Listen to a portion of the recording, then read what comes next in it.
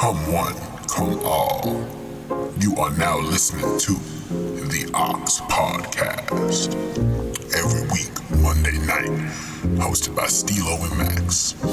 Roll yourself up some potent, pour yourself a drink, get yourself comfortable. We finna chill.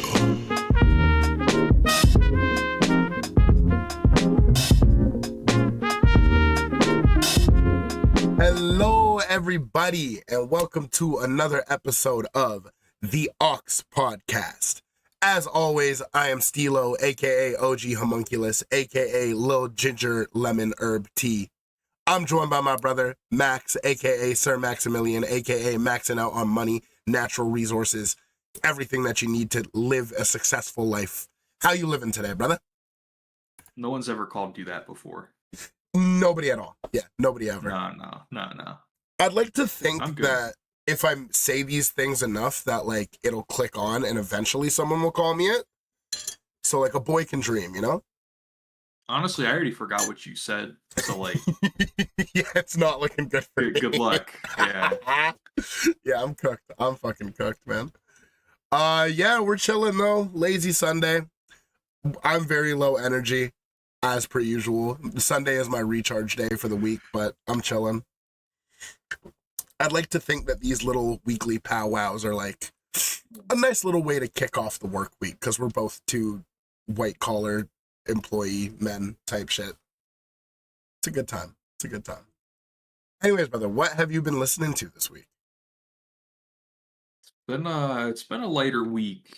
Same, I actually. didn't listen to as much as I think I wanted to. My number one track, I know we talked about it last week, but it was Sienna by the Marias. Fire. It's a good track. Dude, like, so you told me to listen to that album, and you saw my stats for the week. Fucking crazy. Like, actually fucking crazy, man. That, one of my favorite indie releases, like, absolutely. Yeah. Yeah, Sienna's fucking crazy, too. That's a track, dude. I don't remember if we mentioned it, but Maria, the lead singer, is releasing a solo project this year pretty soon. Yeah. We will be there for that. We will be seated. Yeah, that's been ramping up in the promo, so hopefully in the next month or so it'll come out. Number 2, I have Got Flicked, The Rebirth from Manger on McNichols. Oh shit, right on. It's like the 8-minute closer at the end of the album. Yeah. I think it's very slowly becoming my favorite song on the project. I think it's I don't know if it's my favorite production on the album. But I don't know. The it's feature incredible. from Louis P. Newton, I have no clue who that guy is. Yeah. But whatsoever.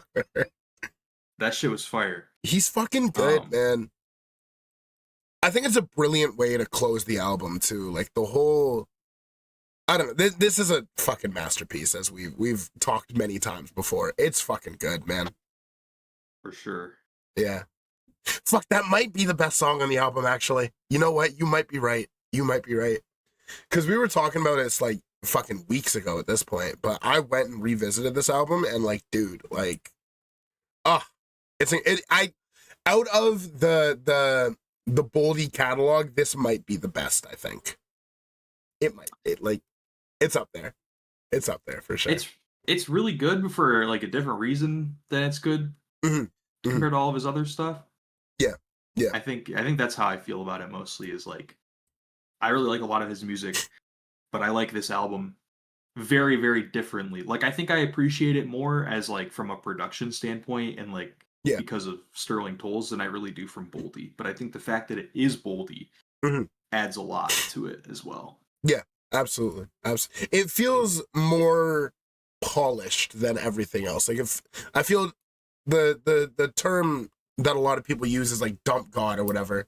I feel a lot of people are what the fuck am I trying to say here? Also, my camera has been just fucking tweaking, so you're gonna see me flash in and out all episode. You love to see it. It already is happening. It's fucking cursed. Like, a lot of Boldy projects get that, you know, fucking super consistent dropping. This one I feel like really took the time to polish it and give it that like perfected sound, you know? Mm-hmm. It's good shit. It's good shit. Track number 3, my friend. Number 3, I have Latin Grammys by Action Bronson. That's a fucking track, dude. We were talking about it. Crazy. Yeah, we were talking about it earlier, man. That album is so fucking good, dude. Oh, next level. I think it's really underrated. Yeah. I know Mr. Wonderful is your favorite. That's mainly for nostalgia, though, all things considered. Okay, fair enough. Yeah. Only for Dolphins was my favorite Bronson album. Yeah. Yeah. And I don't know. I like only liked a few songs at first, and then I like started listening to it front to back, and it's like it grows on you, man. It grows on you. Yeah. Like every song, honestly, I like. It's one of the ones where I like would add a few songs to a playlist, then I went back and like every time I would like add 2 more, and then I looked and like I have every song favorited now, and it's like it's nuts, dude. I think I was saying to you earlier, the song Sergio, there's some lore to that. How I had this this Minecraft roleplay character named Sergio named after this song. Because feeling good's the only thing he knows, man.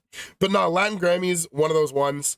I remember when it was the single for this album, and like the music video is him like fucking superimposed, like his face superimposed on a bodybuilder, and then he actually popped out and got like fucking swole. Good for him, man. I love Bronson. My fucking goat, man. True. I might not be able to touch my toes, but I will still fuck these hoes. So real. So fucking real, man. Yeah. Listen to Only for Dolphins if you haven't listened to this album, by the way. Yeah, for anyone it's listening. A great album. It might be his objective best, I'd say. Yeah. I don't know. I really, really like Lamb Over Rice is crazy too. Lamb Over Rice is a great album, but like I'm not the biggest fan of a few of those songs. That's fair. I think my favorite overall is probably between Only for Dolphins and Cocodrilo Turbo. Oh, Cocodrilo Turbo is crazy too, actually, dude. Yeah, that's real. Everything but the hologram verse. I liked. Yeah. I don't know why. Why did he say that? Wash my drawers and hang them from the clothing line. Okay, bro. Like, come on. That's that real blue collar rap, man. Dude. Serious business. Yeah. Are we on track number 4? I'm already losing track. Yeah. It's a good time. Track 4 for me, I'm sure y'all talked about it last week, but the new West Side Gun, Blow Hendry featuring Mike. Oof. Yes. Oh my god, dude. Shut up, Big Z. Shut up. There we go. So good, man. Obviously, I'm really happy that this just exists because they're 2 of my favorite artists. But like, it helps that it's also a really, really good song with a really good beat, and Mike's verse is like crazy. Next fucking level, man. Dude, and like, I think it really goes to show that like Mike is one of the goats because he can just fit on any production and make fucking heaters happen. You know? Yeah. That is good shit. We missed you last week, by the way. Oh yeah, thanks. I love Dunce. I love you, Dunce. But me and Max, we're Shaq and Kobe. You know? Yeah. Speaking of track 5, no, it's not. It's not. Imagine, dude. That would be the craziest fucking psychic segue to ever exist. That would be crazy. Oh yeah. Is this your favorite off of Heels Have Eyes too? Yeah, I think so. Fair. That's fair. I liked the Stove God song. That was pretty good. Yeah. The Sky Zoo. Yeah, the Sky Zoo cut is crazy. The Sky Zoo song was great. I'm like indifferent to Brother Tom Sos. I like his hooks, but I feel like Amira Kitchen is a good song. I don't think it needs to be 6 minutes long. Really? That's my favorite off the album by far. I just don't think I'm sold on Brother Tom Sos yet. I don't think I'm sold. It's smooth to me. I don't know. Like it really. I've been going back to Amira Kitchen the most just because like the beat is fucking crazy and I just love the like da da da da da da da, like it just hits for me. I don't know. I've really been fucking with it. Right on. And track number 5, my friend. Track number 5 is Rex Ryan by Conway, West Side Gun, and Rock Marcy off of Reject 2. Right on. Oh, yeah. Yeah. Like a 10-year-old album, but, you know. Sometimes it has to come back in rotation, man. There's actually a Nicholas Craven remix of this song that's crazy. Like, whoa. He took all the verses. He had like a mini series, like I want to say like 5 years ago, where he took old Conway verses and songs and like remixed them himself and put them out. And a lot of them were super, super, super dope. I need you to link me that because that sounds fucking crazy. I got you. Yeah, appreciate you. Yeah, that sounds fucking nuts. Actually, this the original beat for this song is like it's not my favorite. Like it's a lot of the like Griselda sound from like 2015 was very like, especially Conway specifically, like his stuff was super like dark, like ominous, like grimy, fucking just like just super, super, just like there's no. All you could really do is like stank face when you listen to it. Like there's no other emotion going on. Yeah. But the Conway remixes that Craven did like took a lot of those and like put like his classic like, you know, like the soul loops and all that good stuff behind it, and it works surprisingly well. I was gonna say I feel like that would fit that Griselda kind of vibe pretty well, actually. Right on. Okay. I fuck with that. Because like very early on into this show, you told me to do like the Griselda deep dive, and like there's only so much stank face one man can have, you know? True, exactly, yeah. And like it hits a point where like it was a little exhausting, but for what it is, when you need to get in that vibe of like thugging out, like you got to do it, bro. Like I'm not gonna lie, like with this job that I'm working now, I find it really funny that I'm in the office and I listen to a lot of Griselda these days, just because like the juxtaposition of me working this job and listening to music about like killing people and selling drugs is like, it's great, man. It's great. Yeah. Right on. Very good week of listens. You'll love to see it. For myself, literally nothing has changed from last week. Track number 1 is Tourmaline, Earl Sweatshirt.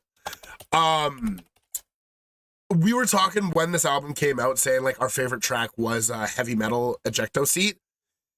I'm not gonna lie, Tourmaline has taken that title for me. There's something about it that just fucking keeps hitting. Like, I'd be just chilling in the crib, like cooking dinner and just both ears ringing with your love. And like, when I don't know what to put on, like this is just the song that I'm putting on, you know? It's great. Track number 2 for me is Decompress off the new Othman that came out last Friday, featuring No God. Crazy song. Very much so a like tranquil, chill kind of vibe. No God is just talking about like, hey man, like sometimes you just gotta chill out, decompress, do your thing. Pretty woman on my arm, kissing on my neck. Hashtag can't relate, but like real shit, you know? This is becoming one of my favorite albums this year. Othman is one of my favorite producers out. Keep your ears peeled for the Aux interviews. I may or may not be having Othman coming on very soon. Tap in, dial the fuck in. Yeah, really good song. Tap in if you haven't. Track number 3 for me will be the new Human Error Club and Kenny Siegel, Not Heckin' Around. This is a single of an upcoming album that we'll get into a little bit later. Human Error Club being, for me, my first exposure to them was production on the closer of the Billy Woods album this year, which is arguably my favorite song off that album. This song is completely instrumental, but it has touches of both of their signature styles of production, especially that Kenny Siegel kind of like analog vibe. Fucking crazy. Super, super good. Tap in.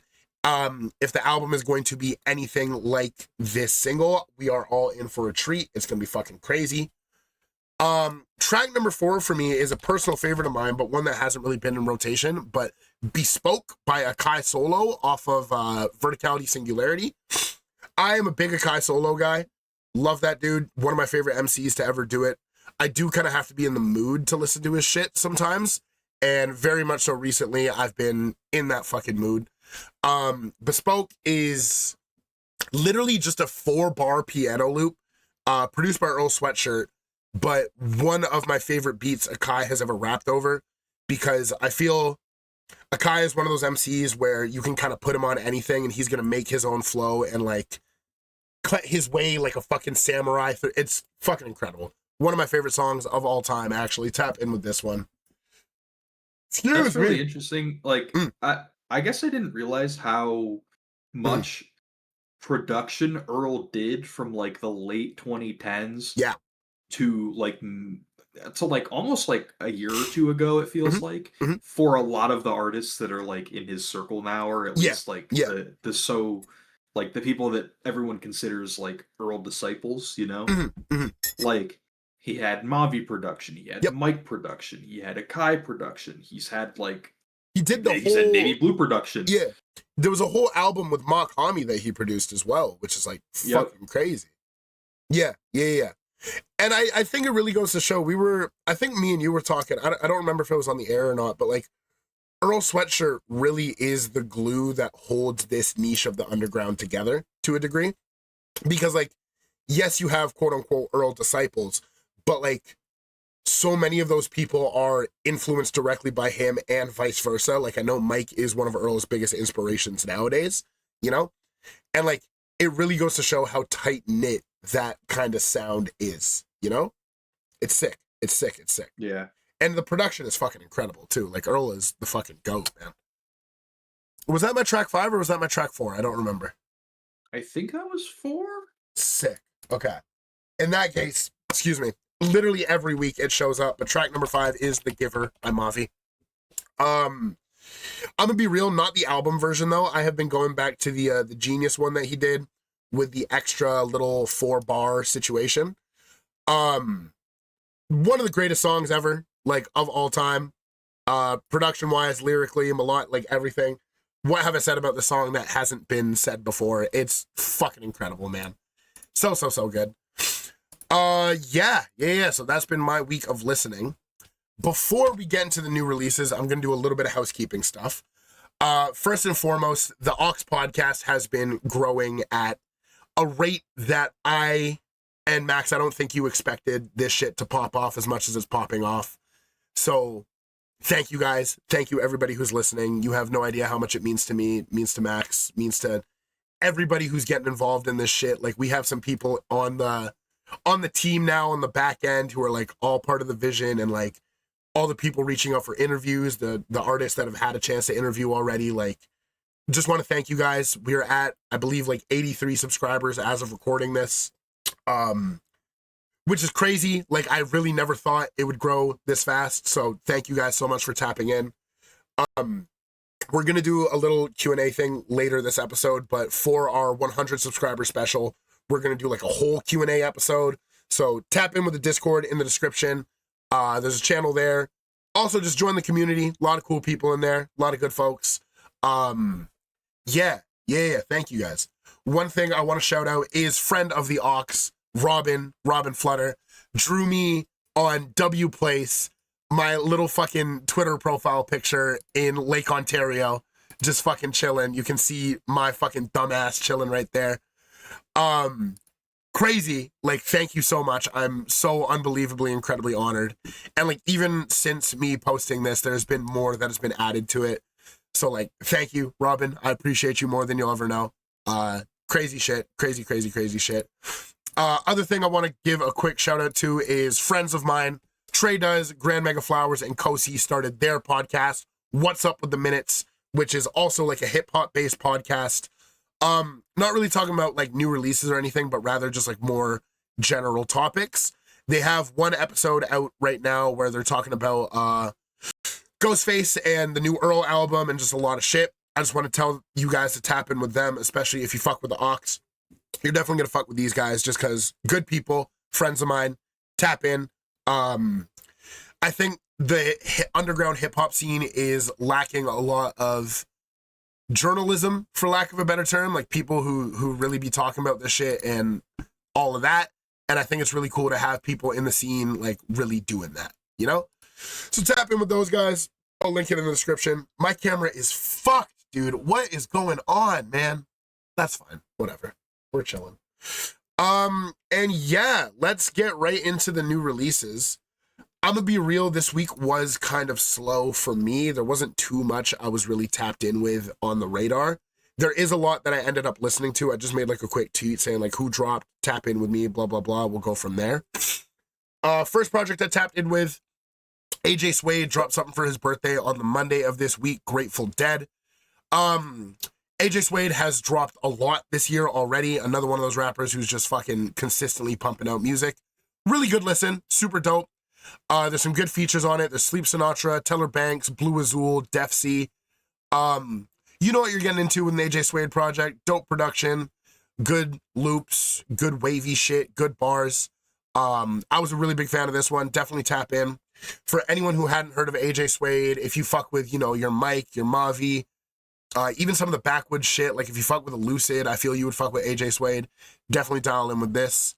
Another rapper who's just consistently fucking dropping. Currency dropped another album on the 30th of this month, literally titled August 30th, 8/30.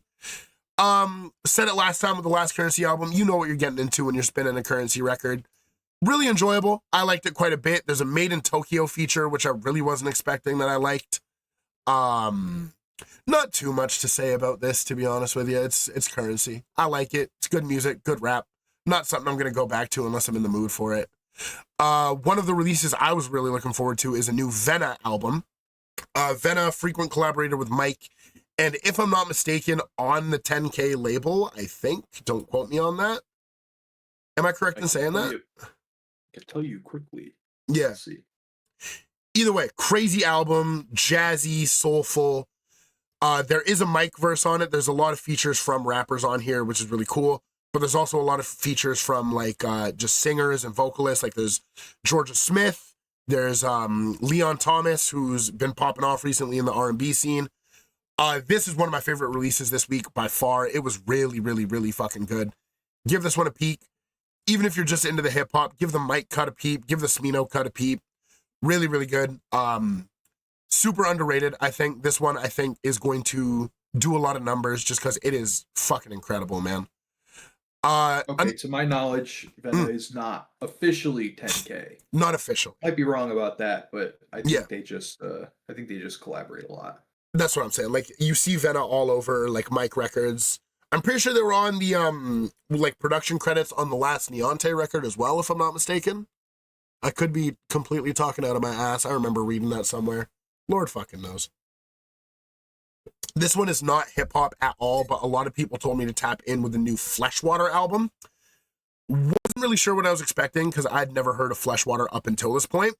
It is like a hardcore metal album almost. I liked it quite a bit. Definitely wasn't what I was expecting. Really good listen though. Definitely something that was out of my usual wheelhouse.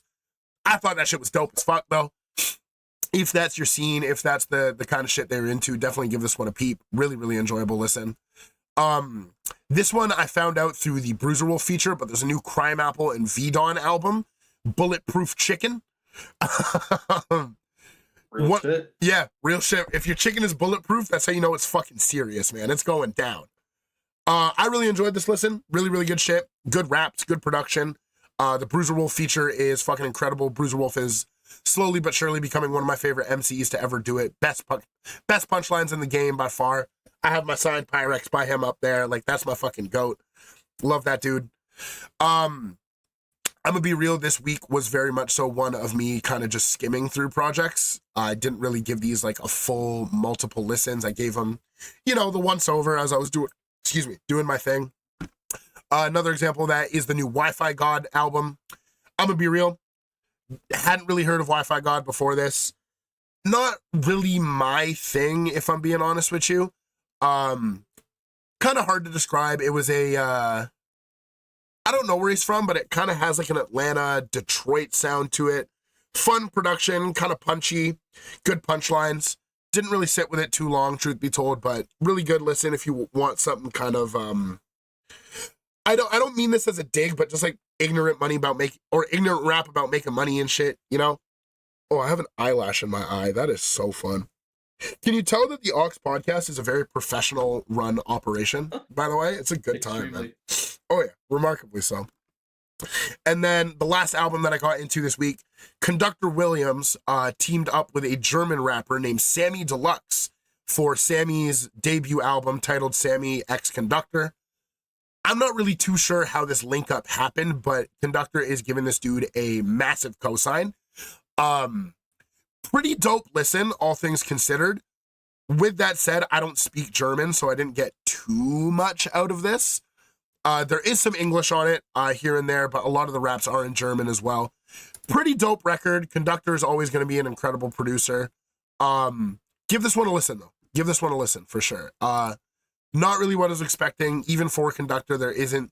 Like, yes, it's a Conductor-produced album. You can tell that he has his touches all over it, but there is some shit that was kind of out of his usual wheelhouse as well, which I thought was pretty dope.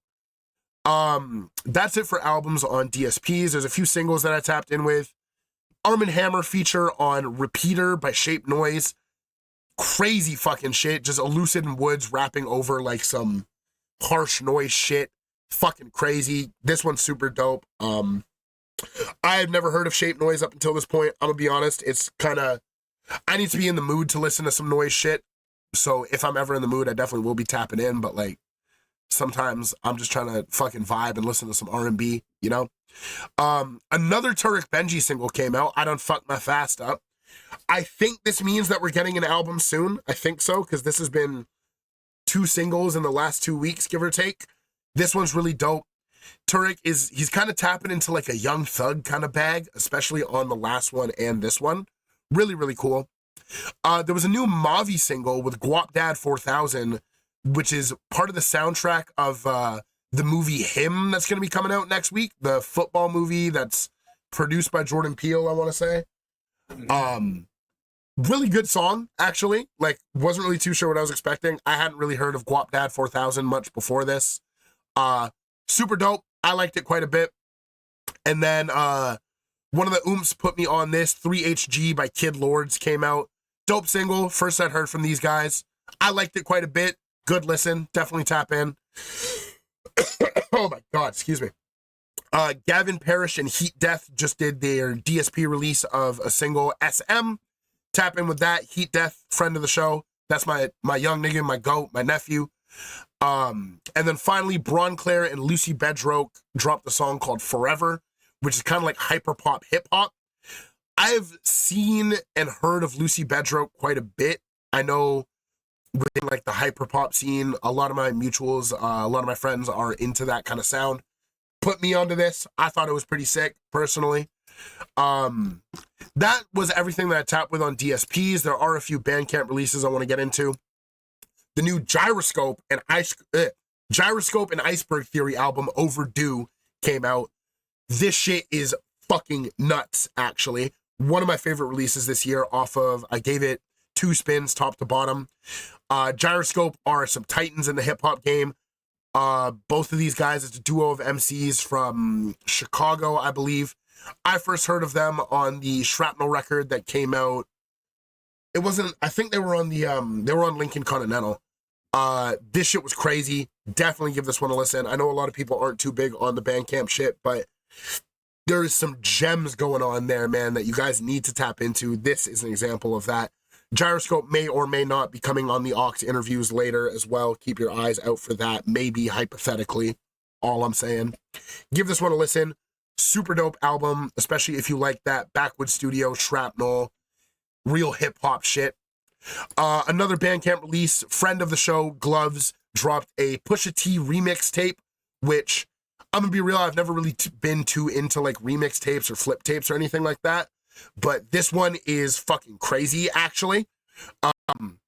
Their flip on Nostalgia is like fucking nuts, actually. And the Birds Don't Sing one as well is crazy, too.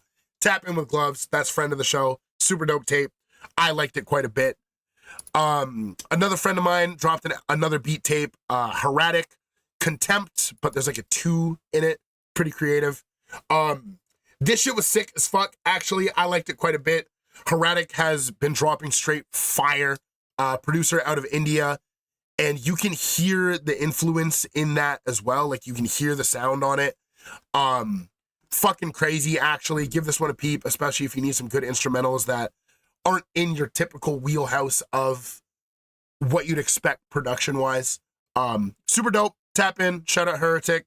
Twitter has sniped their account like 6 fucking times within the last 2 weeks. Free my dogs. Get them out of the fucking trenches. It's fucked up. Another friend of mine, I'm just shouting out all the homies at this point because fuck it, everyone's dropping music. Scary Allen dropped a mixtape, Scary Vision. This shit was dope. First I've heard of Scary Allen. Me and him have been mutuals for some time now. If you like your hip hop, you like your typical, you know, I would say this is like a pretty like, I don't want to group it into like New York shit, but like very much so has that kind of East Coast sound to it, kind of boom bap fundamental shit. I liked it quite a bit. It was dope. Definitely give it a peep. This one came out, I believe last year, last week earlier. I just missed it on my radar. The new Trey Dog Whistle album, Fungal Ears. Out there, definitely an experimental kind of sound to it. I liked it quite a bit though. Super good listen. Trey Dog Whistle coming out of Oklahoma, if I'm not mistaken. There's some production from some like household names. There's Messiah Music on here. There's Wonton, Millennium, PTY, No Face, Omega Red, and Trey is producing as well. Give this one a peep for sure. I need to sit with it more. I definitely want to get Trey on the show as well because this is a crazy fucking album. Definitely give it a peep. It's super dope. Next up, we have a single produced by my friend Wonton as well. 10 Worms, Man Down, featuring Moonchild. Super dope song. Fucking wavy as shit. I wasn't really sure what to expect when Wonton told me about this. Some southern shit coming out. These guys are dope. Wonton is the one who tapped me in with these guys. I will be peeping the album when it comes out. I fucking loved it when it came out. Super, super dope. And then finally, we have a Pink Pantheress Tiny Desk concert, which jump scared me on the Friday morning. I really wasn't expecting this, but it was fucking ill as fuck. I'm a big Pink Pantheress guy. She, her music is one of those ones where she has a pretty short discography, all things considered. So I know she played like, I want to say 10 songs within the 20 minutes that she had to perform. It was sick though. It was super, super enjoyable. So yeah, even though I said that there wasn't a lot that came out this week, there was quite a bit. And it was good. It was a good week of listens. I enjoyed it quite a bit. I'm going to take some time to sip my tea because my voice really fucking hurts. There you go. Oh yeah. Yeah. I was actually as of recording this last night, I was out at the McKinley-Dixon show in Toronto. And that was a very spiritual experience for me. I am a big McKinley-Dixon enjoyer. One of my favorite artists doing it. That's so cool that just fucking audio jump scared me. I'm going to mute that. Here, I'm going to pull up some footage from that. Me and you have talked a lot about McKinley-Dixon. One of the best artists doing it out right now, I think. Their album from this year is one of my favorites. Dude, hearing We Outside Rejoice, like you can hear it in the video that I'm fucking playing. I am screaming the fucking words. Dude, I cried like at least 6 times at the show, man. Like, it was fucking nuts, dude. Not much to say other than like, if you haven't had a chance to tap in with McKinley, tap the fuck in.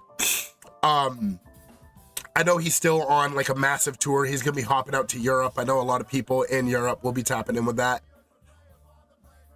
Dude, even just looking at these videos is making me fucking emotional, man. Like, it's crazy, dude. I don't have the thing on me, but I have a friend, let that sink in on Twitter, the homegirl. She made me a bracelet that has Magic Alive on it. And like, it was a real cathartic moment for me where like, dude, the underground hip hop scene in Toronto is like so special. Like, everyone is always popping out to the shows. Like, my guy Quentin has been at like fucking every underground show I've been at. That's a very close personal friend of mine. I keep on seeing the same people here and there, and like it really goes to show like how special the scene really is, you know? So for all the people, like, I encourage you to go out to some shows, like interact with your community. Here, I found a picture of the bracelet because, dude, I damn near fucking cried when she gave it to me, man. Like, oh man, crazy. Here, let me link you this image because I think it's pretty cool. I like I think that. I saw your picture from Twitter. Yeah. If it's the one you're talking about. Definitely. I like how it posted 4 times in the Discord. My computer is fucking shitting itself. Jesus Christ.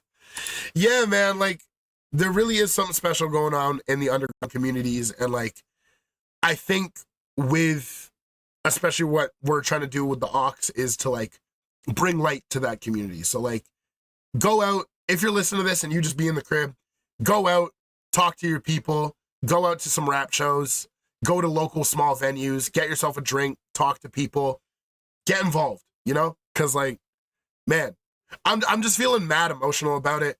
And, like, dude, okay, random aside, I went to this show with my good friend Braden, who me and him have been homies for like 10 fucking years.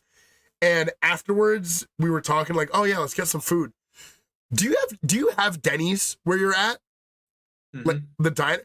Have you ever had their chicken ranch bacon sandwich? I've never gone to Denny's and had anything other than breakfast, so no. I need you, next time you're in a Denny's, order, dude, bro, listen, I swear to fucking God, I'm a big chicken sandwich guy, right? Like, chicken sandwiches are pretty important to me in my general life. This is the best fucking chicken sandwich I've had, like, in my whole life, dude. Like, by far. It's crazy. It's so, like, we wrap up at the show, we take the train back to the city that I live in, and Braden's like, yo, I've been thinking about this chicken sandwich. I know you're, like, a big sandwich guy as well. Let's go to Denny's. And I was like, all right, fuck it. Yeah, I don't really have anything to do tomorrow. Dude, I swear to God, like, life-changing sandwich. Like, life-changing sandwich, dude. I needed to get this off my chest because, like, it sounds like it. Bro, crazy. Like, crazy, man. Like, it's on, like, a sourdough that's, like, perfectly, like, buttered and crispy on the outside, but not too crispy. It's Swiss cheese on both layers of the bread, thinly sliced tomato, the most crunchy, crispy, fried, crazy. Like, actually fucking crazy, man. I'm still thinking about this sandwich damn near fucking 12 hours later. Detail. Yeah, like, straight up. Like, I will be going back to Denny's just for this sandwich. Yeah, nuts. Fucking nuts, man. Getting into some of the new releases that got announced, coming up in 3 days of this video going up, the new El Custo album, Dirty Harry 2, will be coming out September 10th. My camera is fucking shit in the bed again. This is the most scuffed episode of the Aux by far. Like, easily the most scuffed, I think. Me and you, big El Custo guys, 10K affiliate. Dirty Harry 1 was, like, fucking crazy. This is going to be no exception. We have features from A$AP Rocky, Earl Sweatshirt, Neonte. I'm pretty sure there's going to be some Alchemist production because he produced 2 of the singles, I want to say. Question mark? So, yeah, at least 1. Menace to Society, I know for a fact he produced, which was fucking crazy. Yeah, this is going to be fucking dope. I don't know if you're tapped in with Party of 2. They used to be group therapy, and then the group kind of shrunk down to 2 of them. Now they're Party of 2. Their debut performed they opened at the Mobby concert. Oh my God, yeah, they did. They were one of the 15,000 openers that were at that show. God, the openers for that was Overcast, Messiah, Group Therapy, Amir, and then it was Mobby. Yeah. And then we were there for like 4 or 5 hours. Yeah. I was beat by the end, honestly. Oh, yeah. Like, I was so fucking tired, but... And you had to fucking drive your ass back. Yeah. Like, yeah. Fucking nuts, man. That was one hell of a show. I forgot that they opened there. Yeah, super dope. They have a single out now called Friendly Fire, which is really fucking good. I liked it quite a bit. We'll be tapping in with this album. Yeah. Put me onto the lore. Maybe you know more than I do. Because they used to be 3 people, right? The group... They used to have 3 people in their group. Yes. What? Why? Because, like, I followed them after the Mobby show because I liked a few of the things from their last album. Mm-hmm. And every time I saw something, it felt like every song title or, like, lyric was a massive sub to this third person. Yeah. And I was like, what's going on? What did this person do? I'm 90% sure it was a very big falling out. Okay. I want to say a similar situation to the Little Sims inflow, where there was some money problems and someone ran off with a check and then it got kind of dicey. That's my understanding, at least. You know what? Let me Google, actually.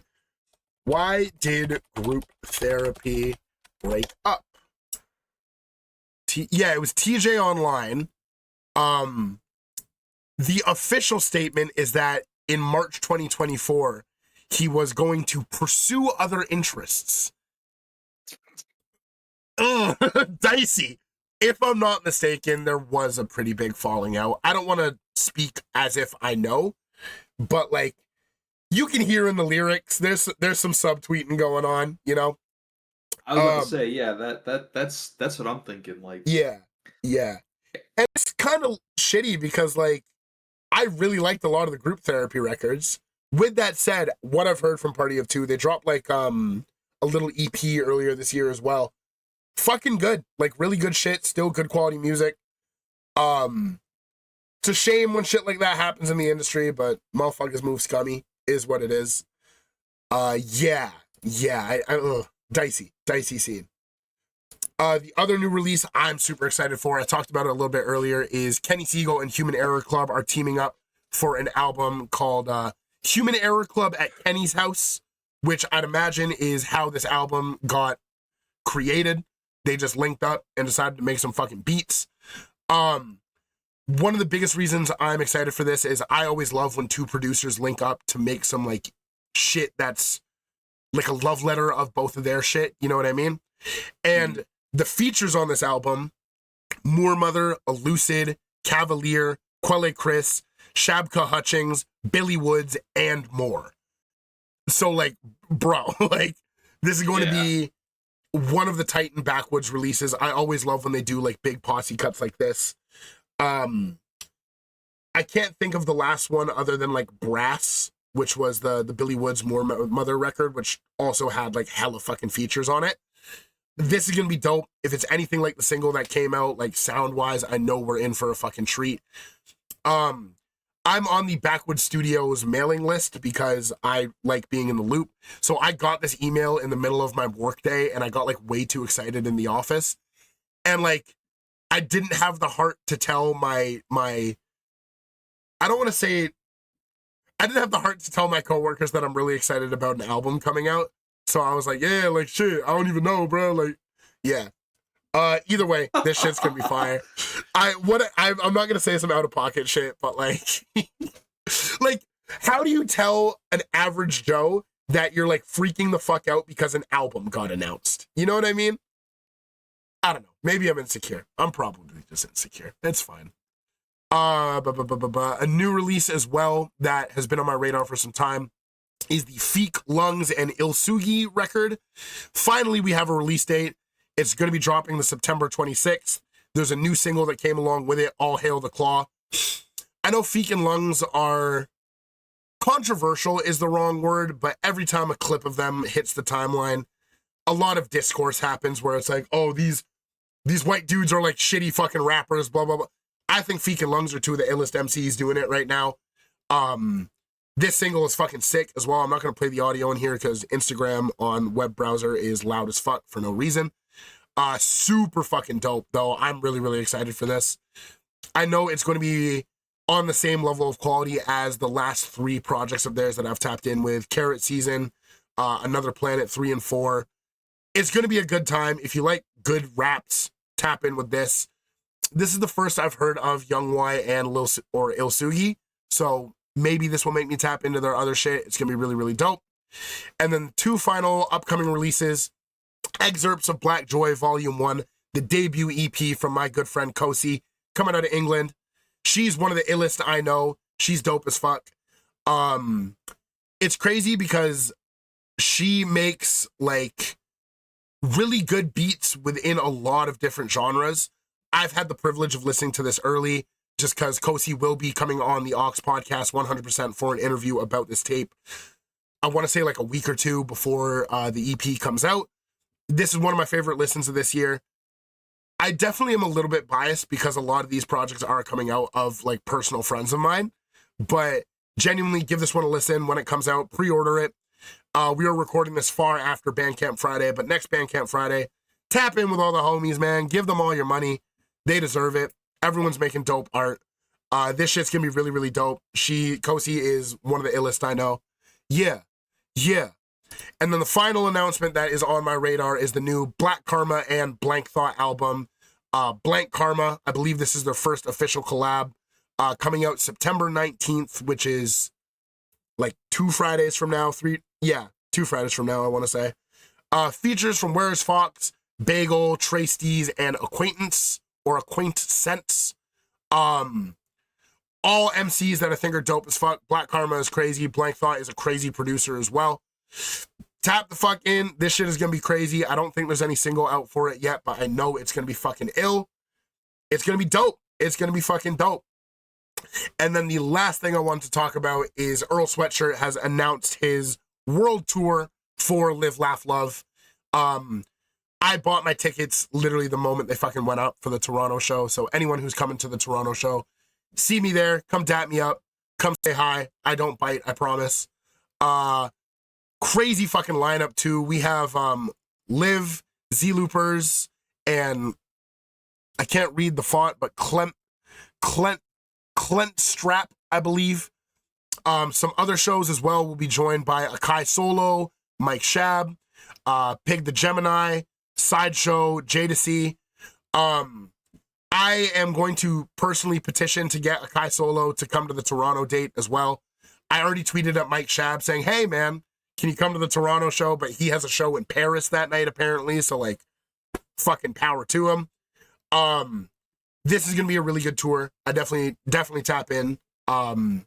We don't really talk about concerts too much on this show, but this is one of those ones that I think people should really keep on their radar, to say the least. Mm-hmm. Yeah. So that's everything. Fucking 47 minutes into this episode of me yapping my fucking ass off. I literally, for every word that you've said on this episode, I've said probably about 50 of them. So like, that's real shit. Yeah. How you living though, brother? Like we missed you last week. I'm chilling.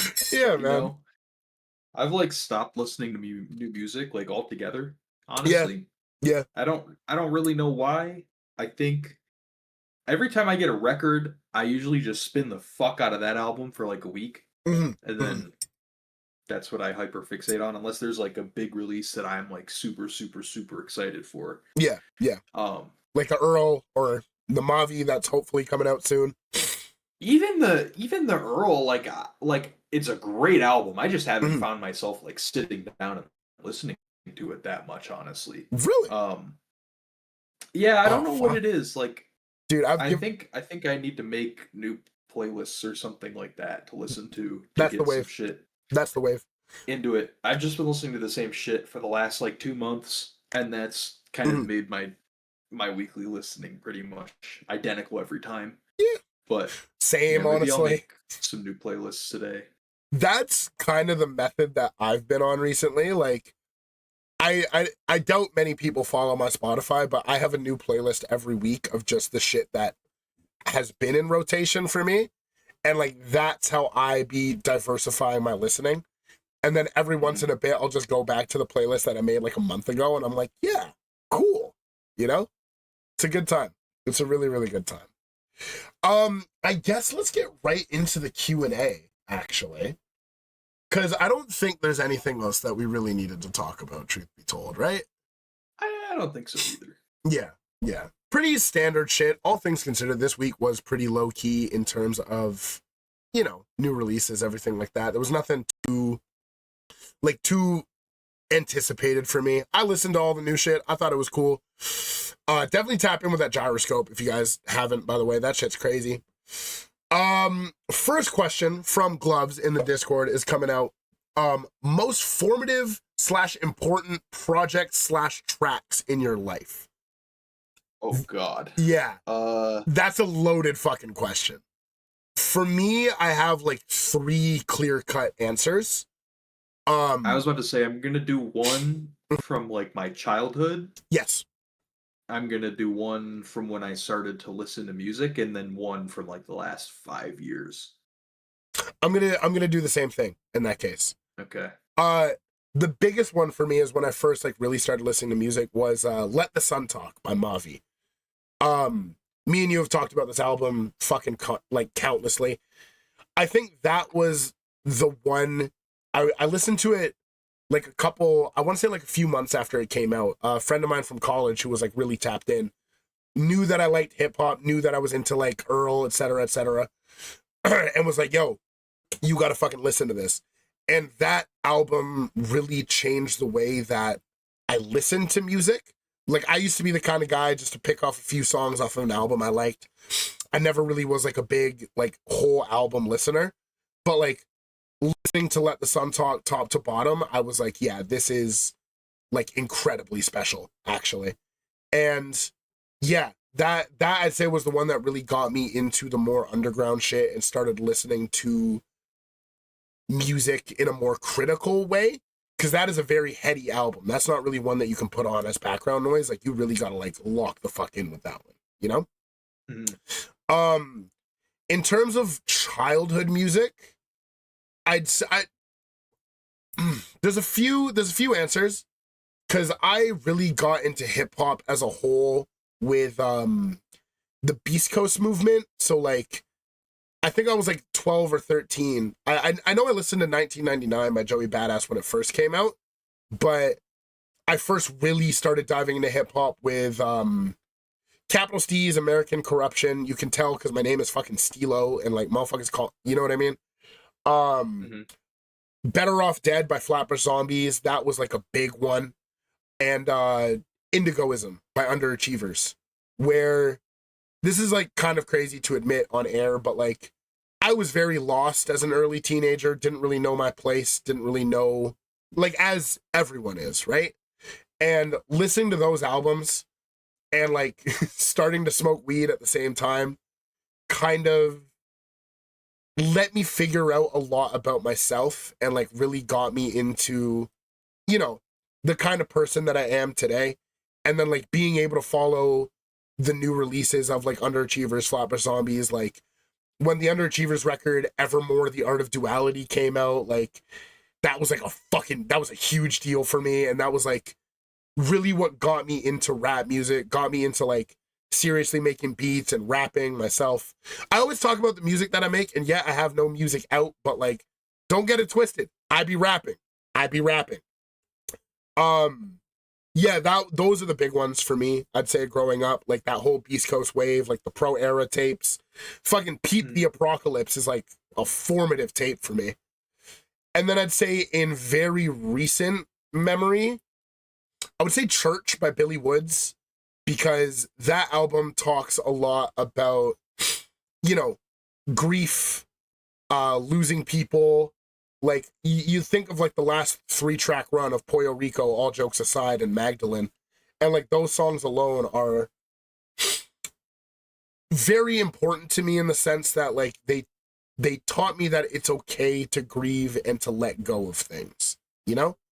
So those are my three. That's real shit. Yeah. What about yourself?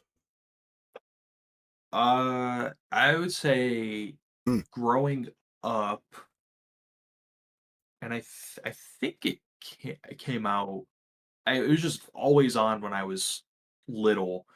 My mom used to really, really love Maroon 5, so Songs About Jane is a formative album for me. That's an incredible album.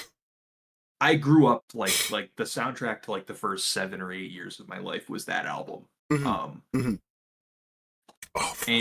I can't say I really follow their music too much anymore, just because I've kind of grown away from it. But all their stuff from the early 2000s and on through to like the early 2010s, like I still find myself like, damn, I feel like listening to that real quick. Absolutely. Just because of the nostalgia factor. And that's Songs for Jane is a crazy fucking album, man. Like that shit is like, so fire. Looking back at it, like that was just also it's a nostalgia thing for me for sure, but that album is also like front to back so crazy. Yeah. Yeah, absolutely. Absolutely, actually. Hold on, I'm about to pull up the track list because that's the one that has fucking This Love, She Will Be Loved, Sunday Morning, Bro, oh my god. Yeah, that's a fucking album, actually. Shit, I might revisit that, actually. Yeah. Yeah. Apparently they dropped this year? Goodness. Did they? Oh, they dropped 3 weeks ago. Oh, shit. Saying They the got new... a Sexy Red feature. You're lying. You're lying. I my only God. see what I can see. When your features on a Maroon 5 record are Lil Wayne, Lisa, and Sexy Red. That's crazy. Shit, we might have to tap into the new Maroon 5, bro. Fuck. I'm gonna let you do that for me. You tell me what to think. Yeah. I'll let you know if it's good. Oh, yeah. Fuck, yeah. It works for me. Definitely. What was the album that got you into, like, hip-hop, then? As a genre, I think the album that got me into hip-hop was Imperial by Denzel Curry. Type shit, actually. Yeah. Obviously, like, I remember when Ultimate was really big. Yep. In, like, 2015. Yeah, with the fucking... And that kind of, like... the water bottle flips. Yeah, all that bullshit. That was really 10 years ago. That's crazy. Oh, God, we're old. Oh, my God. Oh, fuck, dude. Oof. And then... Yeah, like, after Ultimate, I think I, like, just kept listening, and I saw that he dropped an album. And still to this day, like, Imperial is still my favorite Denzel Curry album.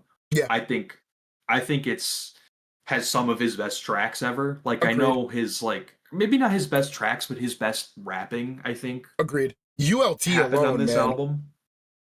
ULT, the whole back half, I love the whole back half of the album. Zenith is crazy. Zenith is such a crazy song. Actually, yeah, that's real. Because that was my introduction to Joey Badass then, because I also wasn't too big on hip-hop, like, at that point. Oh, fuck, yeah. Okay, right on. Yeah. Oh, man, and then that took me, through 1999 and all that good stuff. All American Badass. All that. Yeah. So that one probably, I would say, got me into hip hop. Just that's when I started to, like, actually pay attention to the releases. Makes sense. Yeah. I don't know. Picking like it's hard for me to call an album from the last 5 years formative. Agreed. Because it's like I haven't had that much time for it to be formative, I guess. Yeah. With that said, though, the growth of a human being from ages 20 to 25 is, like, fucking crazy. That is true. Yeah. That is true. Because I just thought of another answer as well.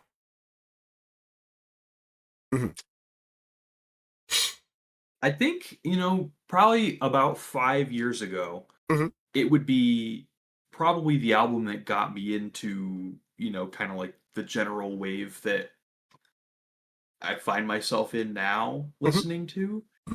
It would probably be Reasonable Drought by Stove God Cooks, because that album, like, I had listened to some Griselda stuff, but I never was like, okay, this is the album. Yeah. Like, this is going to get me into it. And Reasonable Drought was that album for me, because like, just like I had never heard delivery like that in Coke rap, because I mean all I had really heard was Gun, and then the other rappers who occasionally will reference that sort of thing, but Pusha T never rapping just about like the one break he sold in 904. Yeah. Like, I'd heard Daytona obviously and all that, but like it was just so off kilter, and I think a lot of people are realizing that now with Stove God Cooks is like everybody's coming and like realizing like this is the one. A generational talent, like absolutely. And I don't know what was going on today, but he posted on his Instagram story a picture of him with 2 middle fingers up in front of the Rock Nation building. Oh shit. So I think Jay-Z may have gotten him out of his deal. Let's fucking go. Let's fucking go, man. Oh, and he did announce that there would be an album coming this year as well. Dude. But he also said that 2 years ago, so I don't believe him. I'm not gonna believe it until I see it, to be honest with you. Yeah. That's how I feel. Yeah, that's real. That's real as fuck. Oh man, yeah, Reasonable Drought is crazy. Reasonable Drought is fucking crazy, man. Yeah. One that just popped into my head that I know you've been spinning like crazy recently as well is Weight of the World by Mike. Mm-hmm. I was thinking about just now, the train of thought started about like where my life has been in the last 5 years. And Weight of the World, I think, is such a crazy album because that was the first release after Mike's mom passed away, right? And I think so. Well, I think Tears of Joy would have been before that. And I think I do think that actually you're right. That was the subject matter on Tears of Joy. You're mostly. Right. You're right. Shit, yeah, you're right. But for me, right, like I want to say a few weeks before Weight of the World came out, a close personal friend of mine had passed away, right? Mm-hmm. And I was about, I think I was 20 years old at the time. And I didn't really know how to grieve. It was kind of the first example in my life of, a loss like that happening. And like, I didn't really know how to process it. And I'd been tapped in with Mike relatively. Like, I'd listened to War in My Pen. I'd listened to Tears of Joy. I liked the albums. And then this album comes out, and like, so much of the subject matter is grieving and loss. And like, that shit, I owe it to that album for getting me through that part of my life, which was like very, very difficult for me, you know? And I'd honest to God say it is pretty formative in that sense for me, where like, when I'm going through it, I go back to that album, especially the title track, man. Like, oh, fuck, dude. It's crazy. It's crazy. Like with, I feel like I bring this up every fucking week, but with the shit that's been on my plate in the last few months, also grief in a different kind of way. The amount of times I've just been out late in my backyard with a spliff listening to that song, just like processing emotions is like fucking crazy, man. So Weight of the World by Mike is a big one as well, for sure. Yeah. Real shit. I think that's where a lot of like, that's one of the very few ways I think an album can impact you very, very quickly, like, and intensely, is when it relates to an event that's like either really traumatic or just really intense in emotion. Is the one time I feel like that can happen pretty easily. It's wild, man. It's fun. Like, I still go back to it even in moments that I'm like happy and not grieving, and like it has a different context. It's crazy, man. Music is just fucking incredible, especially rap music, bro. Like, I would not be the man I am today if not for rap music, you know? So I owe it to my brothers as well, because my brothers were the ones who like put me on to Flatbush Zombies, Beast Coast, all of that shit. I don't know if I've ever told this story on air, but like when I was first getting into hip hop music, I wasn't too big on trap music. I was like, I don't listen to that ignorant stuff. That's not my thing.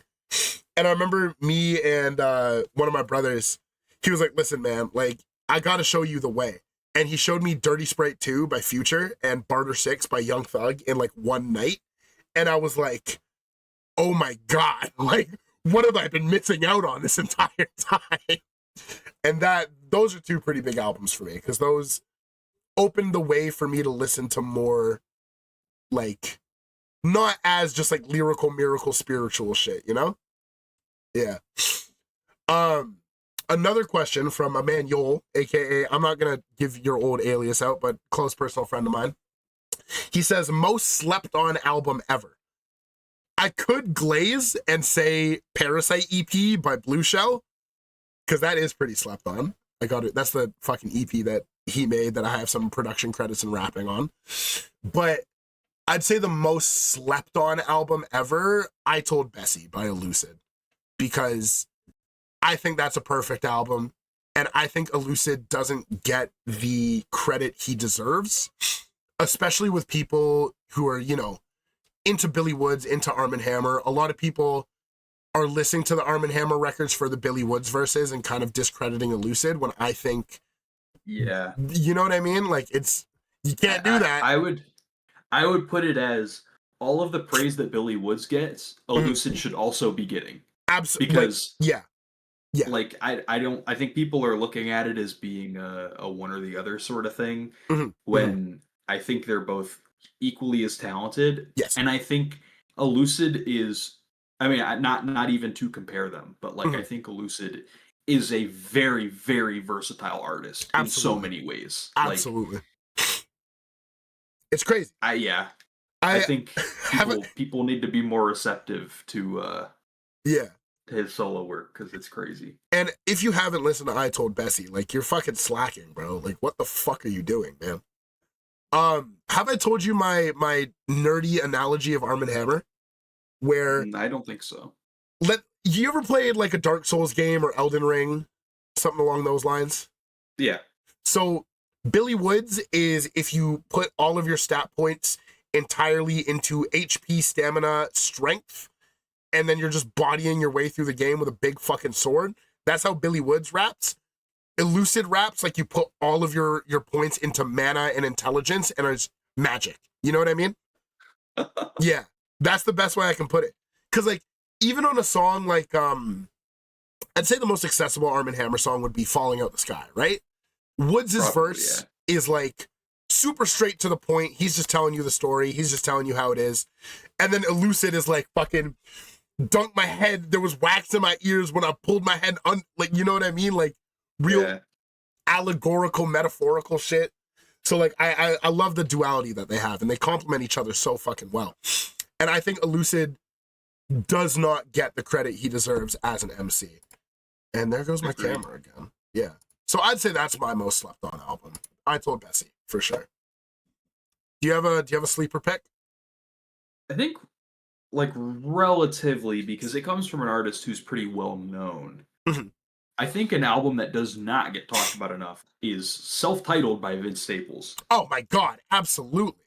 Yes, without a doubt, and actually. Like, it's so crazy because I remember that coming out, and it was like, I'm pretty sure it was like peak summer music time. Like, there was no reason that album should have been underlooked or overlooked, rather, the way that it did. Yeah. But like, it really solidified that after seeing what happened with Dark Times, where that album was like embraced. Like, people loved that album. People talked about it. A lot of people are still saying it was their favorite 2024 album. Ramona Park Broke My Heart had like standout tracks and singles. Like, I mean, like Magic was get a fucking Sprite commercial. Like, real. And then everybody, you know, the Big Fish Theory, all that good stuff is like, it just seems like, I think Self-Titled it might be his best album, and it never, ever, ever gets talked about. I can agree with that, actually. I can fully agree with that. It's, oh man, I'm looking at the track list now. Like, Law of Averages is crazy. Apple in the Tree is crazy, even though it's just like a fucking interlude. It adds to that atmosphere like so fucking much. Lil fucking Lakewood, bro, yeah. That's the crazy thing too is, like, if you look at the streams, you're like, okay, this album isn't necessarily overlooked. I don't see people talk about it. Yeah. Like, people are listening to it, but they're not saying anything about it. All I hear is stuff about his last two, and even in 2021 when this came out, I don't remember hearing about it at all. Yeah, agreed fully. Yeah, that's real as fuck. And for an artist like Vince, who is as prolific as he is, I feel like it should get more credit. Yeah, that's real as fuck. That is absolutely. Listen to Vince Staples. Listen to Vince Staples Self-Titled. You need to. Yeah. Next question from Heat Death, friend of the show, nephew. Most fun album. Does not have to be good. Can just be fun as fuck to listen to. Immediately, my brain has two answers. One of them is So Much Fun by Young Thug. I can be in the worst mood possible, and I can turn on any cut off of that album and immediately be really happy. Specifically, there's one song, Sup Mate with Future, which is just them in the studio high as shit, having a good time. Love that song. That shit will always make me have a good time listening to. My second answer is Saheem by Saw Baby. I think it's really funny that hip-hop is the medium that it is, because, like, you know, I listen to the Billy Woodses, I listen to the Elucids, I listen to Mavi, Earl Sweatshirt, but at the same time, an artist like Saw Baby can exist, and, like, it's still hip-hop, you know, and it's incredible. Saw Baby is one of those ones where once again, I can be in like the worst mood imaginable, and then I'll listen to Saheem or I'll listen to Squidrific, and I'll be like, "Yep, I'm okay now." So if I need to have fun, I'm putting on Sabe for sure. Yeah. Yeah. Do you have a go-to fun album? Do I? Oh God. When I have fun, I listen to Hiding Places by Billy Woods. Don't we all? Right? Because who wants to have fun? I'm gonna stop having fun. Exactly. I'm listening to this. Me when I'm listening to fucking Red Dust. Dicey.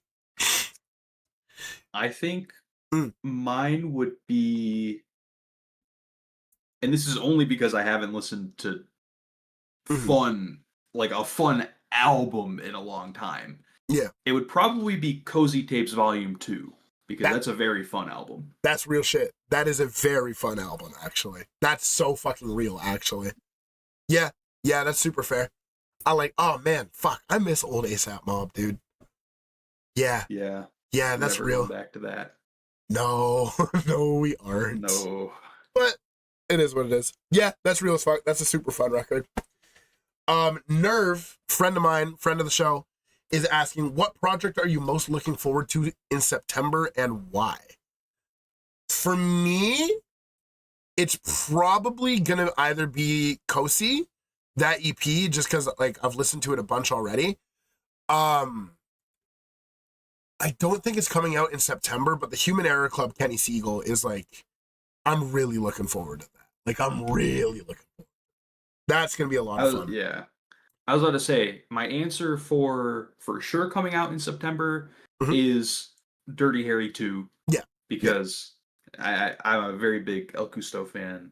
Yeah. I really liked his, was it Mercy Non Mercy last year? Yeah. That's a crazy album. That was a really good album. I love that he's kind of French. I love that he's just vaguely French. You know? Sorry. Yeah. That's gonna be a crazy album though. That one's gonna be fucking good, man, for sure. That, and then I know I talked about it already, but if that Maria's Joint, right? The solo, the Maria's Joint, right? Yeah. If that comes out this month, honestly, I don't know, because they might do 4 months of promo, and it's like, okay, dude, real. Is her name just Maria? Yes. Type shit. Well, I'm sure she has a last name, but just Maria. No last name, no middle name. Yeah. Hopefully that comes out this month. That'll be sick. That'll be really, really cool. Apparently there's gonna be a No Worries EP that comes out this month too, and I'm looking forward. I like No Worries quite a bit. I'm gonna go see them live. Actually, that's gonna be fucking sick. Yeah, that'll be dope. Biggest one for me though. If it's just Leftovers. Probably, more than most likely, because they make a fuck ton of music together. I don't know if it's gonna be confirmed, but allegedly the Arm & Hammer record should be coming out end of this month. Allegedly. The Alchemist one? Yeah. I could have sworn I saw. This motherfucker has like 5 albums that are coming out before the end of the year, and he's running out of time. I'm saying, bro, the clock is ticking, old man. Get to it. Because the Yasin Bey still hasn't come out. The Erykah Badu album still hasn't come out. And I swear he has one more, right? Well, the Arm & Hammer. Yeah, the Arm & Hammer. Apparently there was a Boldy album this year that was supposed to come out. Oh, fuck off. Fucking Alchemist, man. Yeah, I don't even know anymore. Yeah. I can't tell. Yeah, that's crazy. That's crazy. None of it's real until it comes out. I'm saying, I don't trust that old fuck anymore, man. I don't either. Yeah. And then final question from Robin. What is a collab you would love to see, no matter what genre, if they're alive or dead? Ooh. So that I have multiple answers. Multiple answers. For one, I need to see Mavi and Mike on a song together. And I know that's going to happen. That's literally a dream collab of mine. I need that one for sure. I want to see Woods and Pink Sifu do more work together because I think their styles can complement each other very well. To answer the dead ones, Capital Steez and anyone in the modern rap scene now would be fucking crazy. Like Capital Steez on a Backwoods cut, Capital Steez and Mavi, Capital Steez and Mike, Capital Steez and Fly Anakin, like you know what I mean? Just Capital Steez and anyone. Cause like Steez was one of those MCs that like to this day I still listen to the Steez mixtapes. And like he was 19 when he passed away. You know what I mean? If he had just another 10 years, the music that could have been made would have been fucking crazy, man. So yeah, that's a big one for me. That's a big one. Yeah. Yeah. Man. Dude, he was 19. Oh, that's fucking me up, actually. Yeah. Oh, fuck. Yo, we're old, bro. Dude, everyone that I've interviewed we're the same age, motherfucker. No, we're not. We are not the same age. Yeah, real. Yeah, I'm older than you, actually, just by a little bit. Bro, everyone who I've been interviewing, except for like a select few, is like 17, 18, 19. And I'm like, dude, I need to go back in time and drop music, man. Crazy. It's fucking nuts. You give a teenager a computer and a microphone, and they go down one or two paths. They start a podcast or they make music. Here I am somehow doing both at 25. Yep. Ugh. There's a tape that exists of mine that I made when I was 19 in college that is like the worst piece of abysmal dog shit you've ever heard in your life. It's great. If you guys can find that tape, it's not hard to find. If you guys can find that tape, don't listen to it. Actually, I lied. Listen to it. It's kind of fun. It's a good time. I don't really have any other dream collabs, though, all things considered. It's hard for me to, like, fathom a dream collab because I think a lot of the artists that I like are in the same circles already. And, like, have so they already either exist. Yeah, they already either exist or they're, like... Yeah. Dude, get this.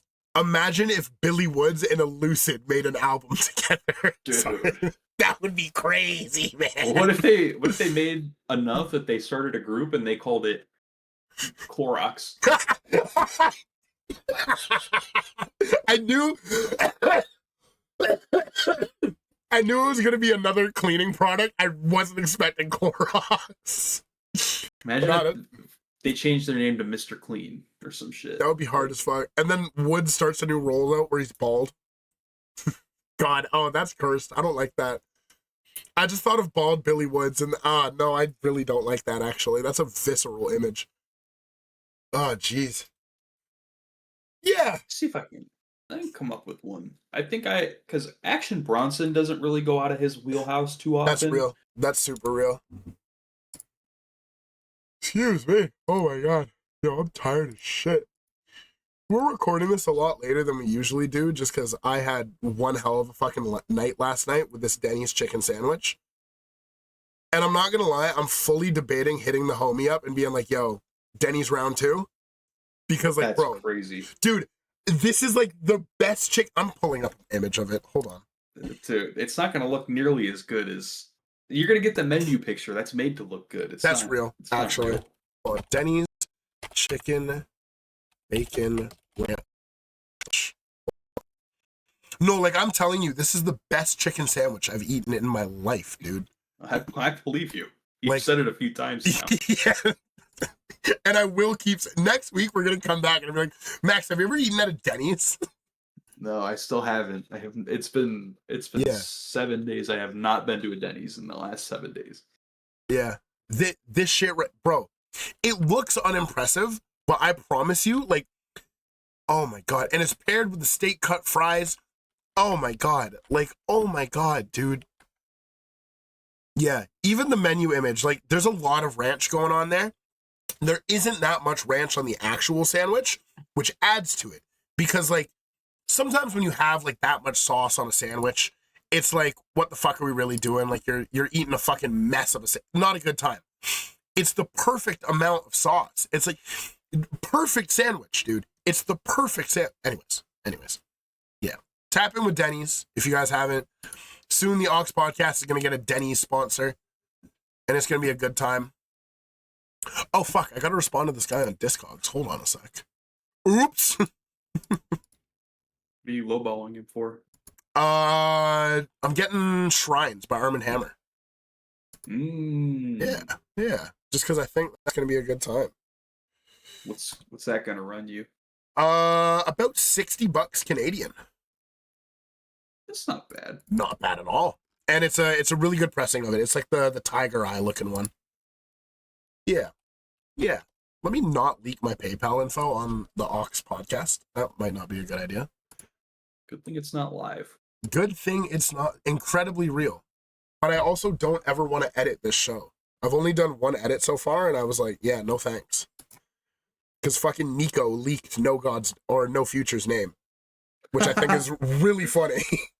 That is pretty funny. And I literally just put like an image over his mouth so you can't make out the syllables, and then just muted the entire audio.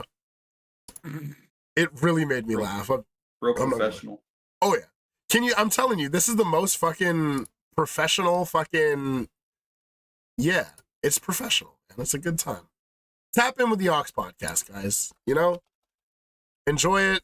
Thank you all for listening as much as you can. Boom. Let me send that shit. For goods and services. Yep. Give me my fucking record, brother, man. Let's use my credit card. Fuck it. God, imagine if I had a record mid-podcast. Oh, yeah. That's how you know I'm dedicated to the fucking craft, bro. Do we have anything else to talk about this week? We got through the last question. Yeah, I think that's it, actually. I'm kind of just fucking dicking around. Yeah, that's it, actually. I just sent homie PayPal. We're good. We're up. Thank you guys for listening to the Aux Podcast. You have no idea how much I appreciate it. It's wild. I was actually out at the McKinley show last night, and you know the Twitter page Debating Hip Hop? I think so. Homeboy followed me for one, and then came up to me and said, "Yo, what's up? You're the host of the Aux Podcast." And I was like, "Oh my god, surreal, fucking surreal, man." You're gonna be known as a podcast host. I don't know if that's a good thing. But... Yeah, I'll take it in stride. I think I'll take it in stride because I could be fit and fresh, you know. No, I couldn't actually. I couldn't actually. You made a series of bad decisions. You could be. But couple wrong moves. Bad scenes, brother. We start grifting. Oh yeah. And talking about women all episode. Do not look at my Instagram DMs. Do not look at them. Oh my god. We're cooked. Yeah, we're fucking finished. So thank you guys for tapping into the Aux. I appreciate it. I need to find a song that isn't gonna get me copyrighted. Let me just find an old fucking beat that I made. Because low key, these little outros keep on getting copyrighted, and like it's a bad fucking scene. Really? Yeah. At 100 subscribers, we will do a full Q&A episode. If you have any other questions, anything you want to know about us, anything like that, tap in. Tap in with all the new releases, all the homies on Bandcamp. Later this week, a lot of cool interviews down the line. We have Millennium, I have Ratman Gavin and Lou, and I have Othman all coming on the show for this week. And then next week, we'll fucking figure it out and play it by ear. And yeah, thank you guys for listening as always. Let me do my little bullshit fucking outro. Give me one. Yeah, let me do bop. One up. Bop.